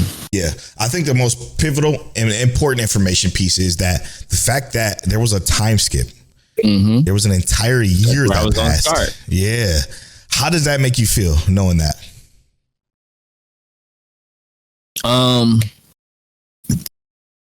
So once again, I've said this once already, this podcast, uneasy. And I say that specifically because we know Subaru's capabilities, specifically with the dying and coming back. But we also know that he's basically gotten to this point where he doesn't want to like overly utilize this specific ability. Yep. After season 2. So it did make me uneasy because when things settle, there's always chaos to come. Yeah, man. So when I'm watching it, the time skip just made me feel like, this is dope, man. I love it. Him and Beatrice growing closer together, which is crazy. That made me emotionally happy, as if it was Rem being back, which is crazy to even think about. But I love their relationship now.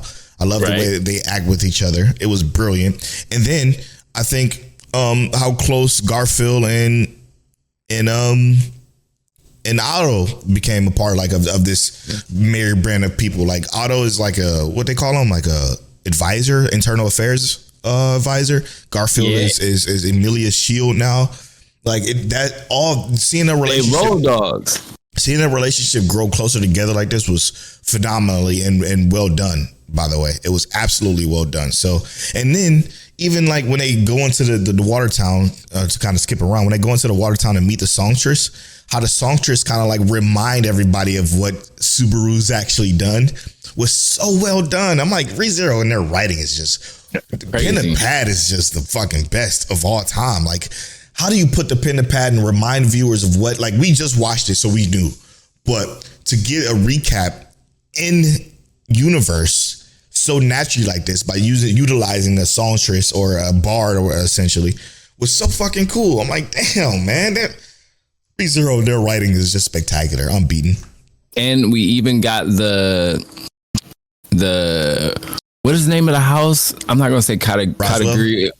Not Roswell's house. It was the Japanese house, the inn. So we learned, I was just going to go to that too. Like, we learned that there was other people that had to be isekai, but 400 years prior. Yeah. So what is that? We learned that they had to be, but it's like I said, it's through how they drop the details in that lead you to come to that. And it's so cool because it looks, and you also imagine how long ago does that translate to in present time? Was it actually 400 years ago in present time in terms of like our real world, or was this 100 or 200 years ago? You know, but the concept of how this looks and how everything played out, and then it was also just interesting because Subaru knows how to operate within this dynamic. They're so good at giving us information. What's up, brother? And I have to say this now before I forget to say it. My mind just went here. As soon as you mentioned like the time thing, what if all of ReZero is just Subaru crossing the street, and eventually at the end of this entire series, he gets across the street, Truck-kun passes behind him, and none of this has ever happened. You get the There's nothing. I'm adding that to my soundboard. Actually, I'm about to get that sound, dude. I would. I don't. You just blew my mind with that whole time thing. But I don't know why I even went there. Sorry, I just had to get that out there. But anyway, like you said though, it was spectacular. Now I have a crazier theory than what I just said. Mm-hmm. You ready for this? Let's go, brother. This is kind of skipping to the end, so forgive me for doing this, but I'm gonna just jump around. We can jump around. I'm gonna just say I'm gonna go to the end. The end being the sent-off Archbishop of what was she? Wrath. Now, this is my theory. I think Wrath is Amelia's mother. You want to hear me out? She has white hair. She has purple eyes. She has sharp ears. I rewound this 3 times to look at her ear to make sure it just wasn't a misdrawn. You know what I'm saying? Because sometimes the animation, you know, they kind of draw characters. The Archbishop? The Archbishop. I think she is, you know how Petogis was, he's a spirit. You know, and he became an archbishop after what happened, you know, to Amelia's mom, quote unquote. I think it's her. She has sharp ears, purple eyes, white hair. Who else could it have been, bro? She's covered head to toe in bandages. It blew my fucking mind when I saw that. I rewinded 3 different scenes that they show her, like her whole head. I rewinded it 3 different times to make sure that it wasn't just the artist fucking up the drawing. It was consistently pointy ears. I'm like, yo, how fucked up would it be if she was brought back by that witch that was in that in Amelia's test? If she was brought back by her the same way she brought back the guy that she killed after she killed him and then sent him away. You know what I'm talking about? The little girl, the Pandora, that's her name. How Pandora killed Greed. Killed Greed and brought him back and then sent him back to the fucking crib. I think she did that to her. I really, really do. It turned her into a St. Archbishop. And you notice her last name was Roma Canate, whatever Peltogee's last name was. So they share the same name as well. That alone was enough for me to rewind it and take a look at it. Why was her last name the same as Peltogee's? Because not everybody else's is that name. The Greaves was different. The other guy was different. Like they were all different names. But she introduced herself and it was very poignant. And you know ReZero don't do shit for no reason. It was very poignant that she said, I am Sin Archbishop this, something Roma Conte. The same name as Peltogee's. It definitely should have looked at the picture because they got a picture of her. But it's a fan art, so I don't know. Brother. I'm like, you cooking. I'm like, because it makes sense. There's no way that's not right. And that's why I was trying to figure out when watching. I was like, that does sound like Peltogee's name. It was his name. And you know how they threw it. They threw it in your face because she hard introduced it. Does that make sense? You know what I mean by hard introduced? You know, some people say their name and they just kind of like, it just flows. It's, Tajay Worthington. That's how you say it. They were like, she said Roma Conte. Like it was, and then the camera zoomed in. I'm like, wait, why is her name the same as Peltogee's? Wait, Peltogee's and her was in love. Why is her hair white? Her eyes are purple. And that's when I had to go back and look at her fucking ears, dog. I'm like, nah, no, ain't no way. Ain't no way. There is a way because they do that to us in this show. And it was because it could have been because of Pandora. You'd be fucking us up in this show, bro. Because of Pandora. So that, not to mention that, but her power was fucking crazy. Basically, bro. Oh my gosh. Let me tell you though. I knew from the jump. I was like, nah. Nope. Something wrong. And I knew it because there's no way. Was it before or after the kid though? It was way before that. It was way before that. As soon as she started talking and like the whole crowd turned to her, I was like, oh, nah. It's mind control or something. I knew it. I like it hit in my head. This must be her power. Is to just like, if you pay attention to her, it's some kind of attraction. I'm not sure what it is exactly, but it must be like, if you offer her your attention, you are stuck in. I only knew it when she just mentioned she was a Sin Archbishop and then Subaru was like, oh. Like when that happened, I'm like, oh shit. Before that, when she was just talking and Subaru was like, what is this freak? Like I was kind of like with him. I'm like, what the fuck? I knew she was a Sin Archbishop from my perspective as a viewer, but from Subaru's perspective, I thought he was like, maybe she's just a fucking entertainer. So I believed him that he believed that. And then when she mentioned she was a Sin Archbishop and he was just cool, I was like, oh shit. And as it kept going and I'm not realizing he's not spazzing out, we're not getting the normal Subaru reactions. I was like, there's no way. Yep. So for me, I was like, there's no way that this is a thing. Subaru is like in a trance or something, right? No, after how she did that little boy though. Oh my gosh. And I'm thinking like, there's got to be some kind of save for this, brother. They beat us over the head with this show sometimes, and that was so foul. That was foul. It was dirty. Was wild. Dude, and his reaction. This is Def 17 now, I believe. No, 18. So his reaction was like, I can't. Like, it was just crazy. And that save point was terrible. What a terrible save point that is. Because to jump around, let's talk about Garfield seeing his mother again. Yeah. That's fucking crazy. What? Yeah. Like, and it's his mother. Like, it's not even, that's no lookalike. That's his mom's. It's. I feel like Garfield got a lot of development in this specifically. Yeah. And it was nice to get his level, like you talked about the shield thing with that conversation and everything too. We got a lot about Garfield in this in terms of how he actually feels and where he's headed with his development. Oh, dude. Not even just that though. The fact that he's they're insinuating he's part vampire now. Or he is a vampire, like however that works. She bit him. She did bite him. She bit him, and then now she's showing up as in his anger towards Reinhardt. That anger towards Reinhardt wasn't because Reinhardt just felt stronger. I think it's because her spirit, if you will, or lack of a better term, is imbued with him now. And so when she saw him, because Reinhardt fucked her up, you know what I'm saying? Unbelievable. And then the whole family situation with Reinhardt, his granddad, and then his dad being brought in by Priscilla. I fucking hate Priscilla. Brother. I never hated a character more than I hate Priscilla.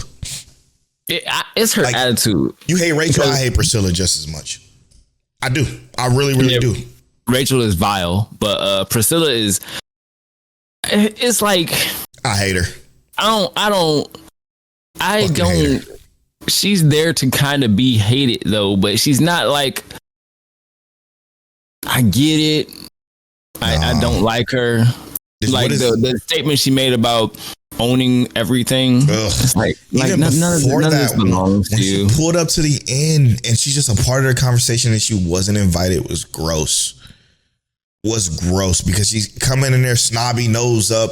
I think that's what I hate the most. What I hate the most is that's a Polo thing, real life thing. If your nose is turned up at anybody, you looking down at anybody, I hate you. I really do hate you, and want nothing but the worst for you. So to see her come in like that, and it's just like, ugh. We did get to see her sword though, which was fire. But that was different. That was definitely fire. But I can't stand her. I really can't. Because and then she did nothing but poke and prod and piss people off. I was Subaru in that moment. And I'm like, damn. And then, oh my God, even dude, pen and pad, ReZero is the best writing ever. But when they were mentioning like how he was the one getting mad for everybody else and they appreciated him doing that, I'm like, God damn, they be cooking, man. How Reinhardt dad is going to use the name of the sword master to elevate himself when really, bro, it's not you. It's not you, bro. It's just she just was there to be diabolical and dastardly for no reason. She's been diabolical since the first time we saw her. Straight up. And then this is where I get a little bit confused. Because when Subaru went to beg her and she denied him and kicked his ass and kicked him out, that was reset. So why was that mentioned? I think that might have been a little bit of an oversight. Well, was it mentioned though, or because it was mentioned, but it was not like, I don't think it was dove into like it was. So like it was something they fully recollected. Here's the thing. It could either have been mentioned. She could have been talking about when he embarrassed himself in front of the knights. That could have been what she was referring to. Yeah, because I was paying attention to that part and I thought about the same thing you did, but I don't think they were bringing up that specific scenario because I do know exactly what you're talking about. You're talking about when the guard was like, you remember, more or less. Yep. And I don't think it was that. I think it was more about him basically being the way he normally is. He's not knightly. He doesn't stand down necessarily. He just says what he's feeling. I think that's more what it was. And embarrassing Amelia in general. You know what I mean? Yeah. Not necessarily.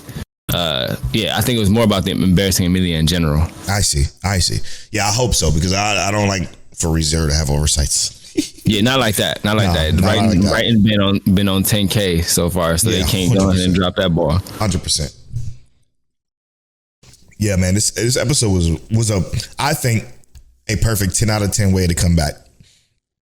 Because it brought you some levity. It brought you some, some funny things. And then you know what our crew's been up to. That Amelia is really trying to get Puck back.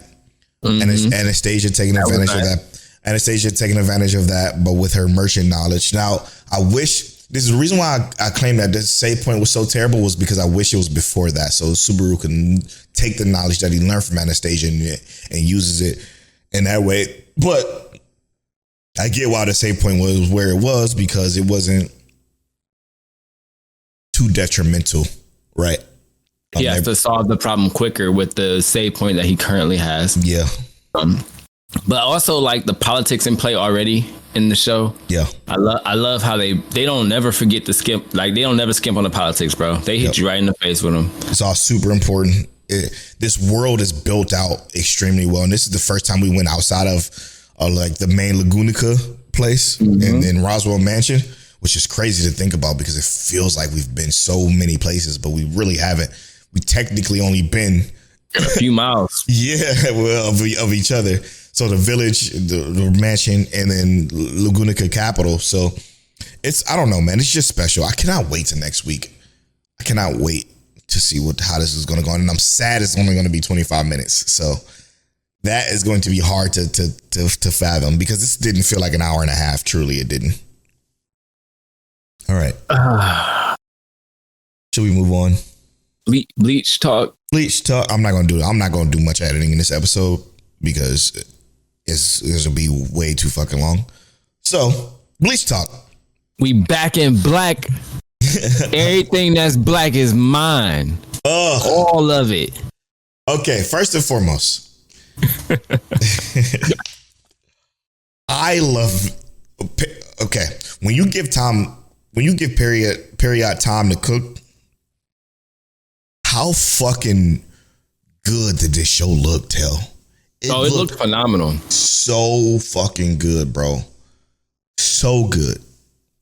Oh, I actually think it looked good enough that I actually gave a part that I hated and made no sense to me. I gave it a pass. Talk to me. The fucking dance. The dance, bro. Oh, yeah. And while I thought it was like, it looked good. It was like kind of interesting. I'm like, if I'm running your fade, like if I'm about to kill you. I think it's a Bankai thing though. What, you think I'm just gonna let you dance in front of me and sing a whole song? You sang a whole 3 minute and 30-second Vivo music video, bro. Yeah. I'm about to X you up out of here now. Yeah, but he's the first Bankai ever. I mean, the first Soul Reaper to ever have a Bankai ever. So it's a respect thing. I gotta respect you. No, not necessarily. I'm just joking. You just have to take into consideration the fucking variety of Bankai that exists within this world. So for somebody to be the first one, the traditional aspect of it is what Bleach is about. So I guess I got it, but I did hate that part too. I absolutely hate it. It's mostly because I personally, Polo, hates musicals. I always have. So when music don't fit in a scene, I hate it no matter what. And I hated it too. I really did. But outside of that, like, let's actually get to like the beginning. It continued right where it left off. Zero Xing themselves out. Yo, that's hard. That was crazy. So I was fire. like, yo. Which I think, now manga readers, correct me if I'm wrong. Okay. Correct me if I'm wrong. But I did see somewhere that somebody said that in the manga, it was so different because it wasn't them Xing themselves out to do what happened in this particular episode. It was just them dying to these losers, which, if that's true, I don't know if that's true or not. So forgive me. If that's true, I'm glad they redid it this way because it felt more honorable, right? Yeah, it felt powerful. It felt powerful. Yeah. That's the perfect way to put it. It felt powerful because of what they are. Yeah. And then like to watch how everything proceeded, right? Yep. High key, if your watch wasn't there, it would have been X's and O's. It would have been good night, y'all out of here. Easy. Yeah, right. They would have been gone. The whole team would have been gone. And that's crazy because they were talking about, I've never felt spiritual power like this before. Who is that? Oh, don't worry. They literally just different. That's what Ichigo telling them on the elevator. They just different. Yep. They different. Yep. Everything I know about them from the last 30 minutes that I've seen them for 12 episodes, they are literally different. They're different. They when they run a fade, it's actually faded 10 minutes ago, and then you'll catch that fade in 9. Yep. But it is crazy though, because like, and most normally I hate that, but I felt like it was plain to see that this is going to happen. I normally would say I hate when they amplify a character or make characters seem super strong just to have them X'd out. This felt like they made this character seem so powerful, but I knew it was coming, in a sense. Mm-hmm. So it didn't feel like wasted, because we needed to see exactly how strong and how powerful you watch is, right? Which again, I think was the conversation that's going around in the manga communities, them saying like it was done bad because it wasn't done like that. So it's just it accentuates how strong your watch is, or your wak, or your bak, or it's however they said in whatever way. I'd never watched a dub of Bleach when they said his name, so I have no idea of how you actually say it. But man, when I tell you you can feel, I felt this fucking spiritual pressure after he opened his eyes. Mm-hmm. I'm like, this motherfucker is a demon, an absolute demon. Like one of the, and again, this is what Bleach has always done well, is villains. Making them feel so powerful and so unbeatable that you don't know how the main character is going to make it out.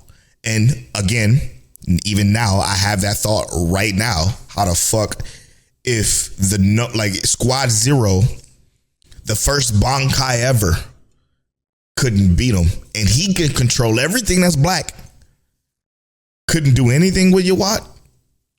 What the fuck is Ichigo gonna do? And then had the audacity to ask Ichigo, "Hey, look, bro, I can't do it. Can you do it for me?" Yeah. So, and it's also good to see that, like, even when they off themselves, that it seems like they can come back. Yeah, essentially, the power, the Squad Zero people. So, I think that's cool too. Sorry. Although I did hate the fact that he came back like that. Yeah, I ain't gonna lie to you. I hated that too, because that just seemed very retconny. I'm not trying to be a downer. I'm not, because I do enjoy Bleach. I'm just saying, he just said bro name, and then he just showed up again. And they wasn't no work for it. The name has power or some shit. Again, which that's what he's been amplifying this whole time. So I get it. So it's. And this is my interpretation of that, and why it didn't bother me as much is because the importance of the name within somebody like him, because he literally writes the name, and he had the name on himself. His name was on the back of his cloak. So within that, with his power, I can see it working that way, right? Like the power within everything that he gives a name to has power. So right. If he just says his name, somebody powerful says his name, he get his power back, or he comes back. And he said he did take a part of Ichigo's power to do it. Yep. And I don't know. If Squad Zero couldn't do nothing with those Quincy's, what the fuck is Orihime and Chad gonna do? And whoever that the other random guy is, and I think the only closest person is Yuichi. Like, she can possibly maybe punch one of them at least with her Thundercat fucking flash step powers and shit. But I don't think nobody else is gonna be able to do shit. Yeah, but the real should be even Ichigo. Like, honestly, what should he be able to do? Well, he trained. But this is new. This is new, bro. No, but the way he trained, right? He trained in somewhere where he was going for however long, hyperbolic time chamber as always. Yeah. And Bleach. So who knows how long he's been training. He was training with fucking the demons that is Squad Zero. So with Ichigo's power, with his new Zanpakuto, it's possible that he's at least Uryu's level. You notice I didn't say Yawat, right? Because I don't fucking think he's doing anything. I don't think nobody's doing anything with that guy. He's gonna have to pull out the other Ichigo for that. I think he's gonna have to. This is gut checking, but I think he's gonna have to absorb Soul King, even though he got stabbed by Yowak. And Soul King is Yowak's dad, obviously. Yeah, you know what? I think Ichigo's gonna have to absorb the Soul King, take his ability. We also saw, you know what, Till? What was that? Our the current Squad 1 captain now. Yeah. Was going to see our boy Aizen. That. Yeah, they need Aizen help. They definitely need Aizen help. They can't let Aizen out though. That's just another bag of demons. Yeah, but like I was about to say, does Aizen help, or he has to help because then the Soul Society's dead, and right? He can't be evil without it. Yeah, exactly. He can't take over whatever his evil goals was without it. So that's big true. That's big true. I don't know, bro. I'm just glad it's back. I feel like episode 1, this shit is over. Because Yowak killed Soul King. Essentially, well, quote unquote kill, but in Bleach, motherfuckers never really die. Right, you got to do some decapitation for sure. Yeah, so I don't know, bro. I don't know. I'm just loving the fact that it's back. Bleach is back. Okay. I loved it, enjoyed it. Let's move on to this rap. Oshi No Ko, bro. Hey, hear me out. So, Oshi No Ko. Oh shit, No Ko. Oh shit, No Ko, right. The beauty of this show is that... It's the beauty of the show. Yeah. It's so fucking beautiful. The beauty of this show is that we were expecting a more of an idolistic switch. And well said. Right. This more like lovey girly kind of like taking reins of the entertainment industry thing. But the spin was clean. Yeah, the spin was clean. It got a lot darker than we expected in 2 different ways, at least. Yeah. I love two things I love about it. Don't just tell me how, just before you do that, because I do want to hear that too. How do you feel about this episode? It was brilliant. It was brilliant. It was brilliant. How did it make you feel? Did you feel like that was a little dark? How did you feel? It's just... Okay, I can tell you that exactly. I was sad, happy, sad. Yep. That's exactly sad. But happy, then sad. Happy. You know why I was happy? Because of the relationship. Akane, yes. Akane fucking wins. Please. W. Keep it there. All right. So Akane wins. That could become more in season 3. I hope it becomes more. Now. Let's hit the 2 sad, brother. The 2 sad. The 1 sad was the change of Ruby. Mm-hmm. I was impressed though, and let me tell you why I was impressed. Very, very, very. I was impressed because when her eyes changed black during the video shoot, right? And this is going to jump around a little bit, but stick with me. Her eyes changed black during the video shoot. So they recorded some of the parts of the video shoot with her eyes turned black. At the end, they play the music video at the end, which, by the way, the song was actually fire. I was bopping with it. Shit was dope. But when you watch the music video, every scene, as a cinematographer who shot music videos in the past, every scene that they recorded with her eyes black was in it, and every scene that they didn't was not in it. You understand what I'm saying? So like the moment after her eyes turned black, you can see all the scenes that they used with her eyes black in it inside the actual music video shoot. And it was a different expression on her face every time they showed that particular scene in the music video. So the eyes black was very open, but emotionless during that part. But when her eyes were normal, it was happy, glowy, blah, blah, blah, blah, blah. And I'm like, that fucking attention to detail is what make Oshi No Ko one of the best anime ever. Crazy. Because that shit was so impressive that I'm like, I cannot believe that they did this. You didn't need to at all. You didn't need to do that detail, but they did it and it was impressive. Now, But that's why they gave us the full music video at the end. the full music video at the end, yes. Now, to go back to this, the other side was just to see this supernatural element become so prominent, and to learn like their dad is just a killer for no fucking reason. Was that another Bimachi or Bikomachi idol that he killed because she had the star eyes? Like, was that, I don't understand why he's just murdering these girls. Hello? Now hold on. Was it the B Kamachi girl? I thought it was, and I was maybe I am wrong. I thought it was that a run back to the previous time, because I thought that was it can't be who I thought it was. I'm not, as I'm like thinking more about it. I thought it was the little girl with the white hair that was giving them the information. No, because this girl was grown. Yeah.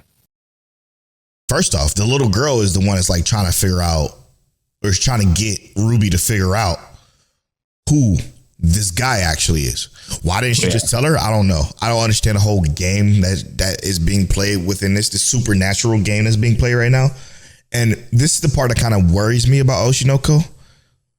Even though the supernatural element has always been a part of it, technically, because it's reincarnation in the sense of two people that die virtually at the same time gets reincarnated as the kids of the girl who, you know, they admired. But I'm curious as to see what is the angle here and why the angle. More so why the angle than what's the angle, to be honest. Why is this you know, why is this? I don't get it. I think the why is going to be hugely important, mostly, and it could be something like he was sleeping with more than one of the B Kamachi people. He could have been a serial child person, you know what I mean, and needed to cover up his tracks. Any number of issues. Now, my biggest interest and intrigue is to see at what point do Aqua and Ruby come together and understand that, like, it's not necessarily know who each other are. You know what I mean? Because that would be interesting at some point. And I think that does have to happen at some point, especially because then they really know that their intentions are aligned, especially when it comes to that, because then Ruby would know that the person who was killed there was her brother, who is her brother now. The entire time. Right. But also the one who saw when they saw their mother die, they both had that aligned goal the whole time. Yep. And but here's what I love though, right? Is that it kind of isolates their darkness in a sense, because this whole time it's been Aqua who's been harboring the darkness. Yep. And now Aqua, in terms of what he understands, doesn't have that. He doesn't have that to necessarily hold on to right now. Yeah. But we're going to see that from Ruby for at least one season. And I am interested in that pivot, because what does Dark Ruby look like? Because we already know she's all slaughter mode right now. Slaughter game. Yeah. Which is horrifying, so to speak, but extremely like I'm ready already for season 3, and it's crazy because like it's already got me drawn in with season 3. I don't even know what's about to happen. Either. I'm so glad it was announced almost immediately after it was done, but hopefully we don't have to wait another, what was it, 2 years? Yeah, I mean, but even if I got to, bro. Yeah, so we're gonna come back like we never left. I want Akane to be a part of this whole thing. Akane is just so smart. The way she moves. Even though Ruby saw through it, she know that her brother was in this industry to find out who fucking killed their mother. So like, I'm looking forward to seeing what plays out here. I just know this fucking closing thoughts. Oshi No Ko season 2 was just as good as season 1, probably better even. I think he was even better than season 1 because I think this is going to be a lot more memorable than season 1 was because I don't remember a lot of season 1. The craziest thing about this was that it had that switch from, I'm telling you, this is a murder mystery. Remember, this is a murder mystery. To as soon as I said that, hey, guys, y'all heard Montel. He said this is a murder mystery. We're going back to it now. And they got right back to it. And it was wild. It was like, and then they subverted it even more. To fake left and go right, but then go actually left again. And then Euro step. Yep. Euro step right to the motherfucking basket. I'm at Polo Bornfly on all social media. I'm at King Taliano on all social media. You can follow our social medias at Mike Check Waifu on Twitter and at Mike Check Waifu on Instagram, TikTok, Threads. And as always, Mike Check.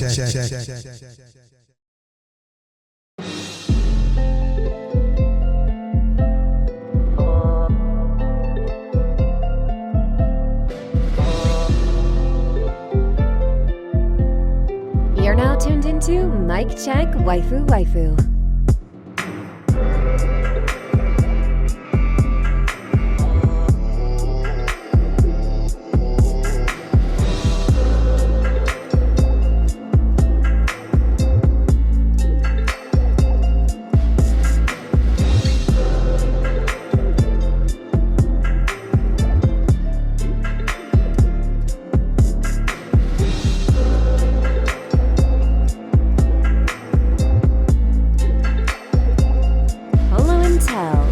Is that you? Is that you? Is that you?